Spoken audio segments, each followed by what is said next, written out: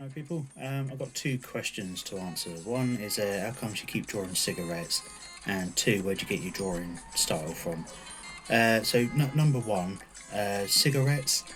I draw them all the time because one of my favourite artists is a guy called Chet Zar, and he draws monsters. You more than likely seen his artwork. It's very popular. I'm not gonna surprise anyone with an obscure artist that I like. Most people know who Chet Zar is. If you don't, I guarantee you've seen his artwork. So he does these like weird monsters. He did the monster designs for the Hellboy films. If you remember what they look like, well, they look like his artwork. That's his thing. And he regularly pops like a cigarette into the mouths of these monsters, and I'm pretty sure it was him. I might be mixing this up with another artist, I'm not sure. But he said he likes drawing a cigarette because it gives the monster like a human quality, because only humans smoke cigarettes. So no matter how surreal and abstract you make this monster design, if you give it a cigarette, people are gonna look at it and go, oh, it must have something human about it, you know? I just thought that was really cool. I'm pretty sure it was him that said it. It's like you're taking something really surreal, but you're grounding it in our reality, which gives it a human thing. You know, there's like some sort of emotion there. You can relate to this weird, surreal monster. And yeah, again, I just thought that was really cool. Might have been him who said it. Might not have been. I'm not too sure. And the second question. God, I need to cough. Oh, fuck me.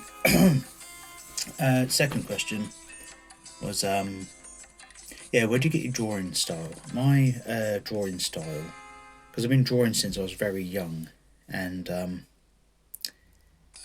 when I was young, I used to read these two comics called the Beano and the Dandy, and they're very popular in the UK. I'm not even sure if they're still going, but there was one character called Calamity James, and I think he was in the Beano.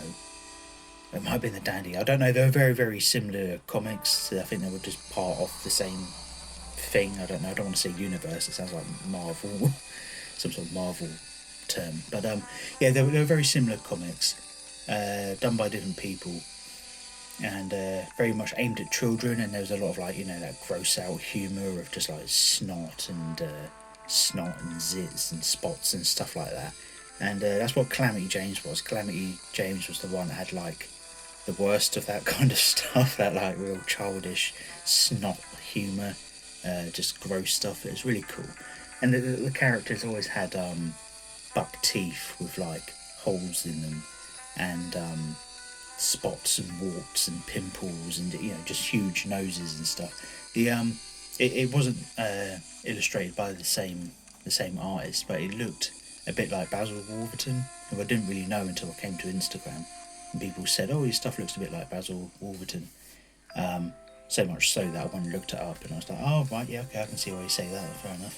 But these comics looked a lot like that guy's work, but it wasn't him. Maybe he'd done some comics, I don't know. But anyway, yeah. So the Beano and the Dandy, that was always my go-to thing. I was like learning how to draw. I would always copy the characters. I learned how to draw hands.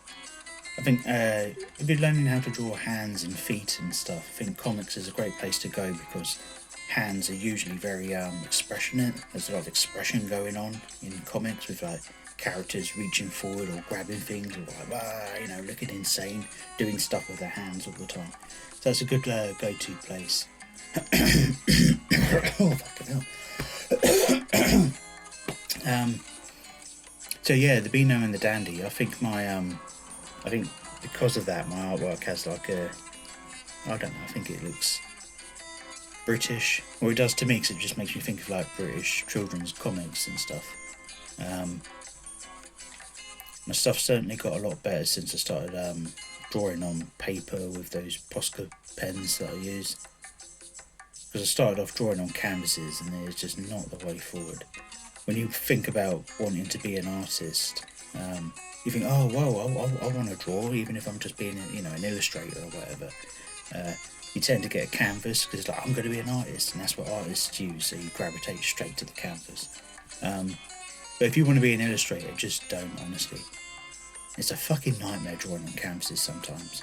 Like, you try to apply as much thick acrylic paint as you can so that you've got this smooth surface to draw on with pens, but then you always get those bits where the canvas is still like scratchy and horrible, and you can't run your pen over it properly, and you end up with these like weird looking broken lines.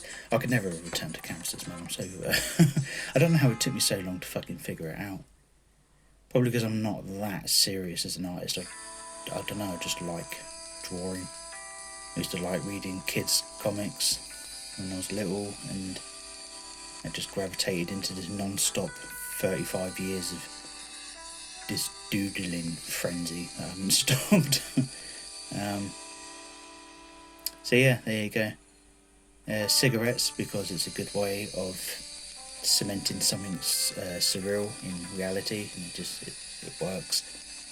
And yeah, an old comic called Calamity James, which was fucking brilliant, and I probably owe quite a lot to those comics, the Beano and the Dandy. But there you go. There's how to draw a big old cigarette. Enjoy. Probably some other videos as well that you can watch that are on my page and stuff. Cheers, guys.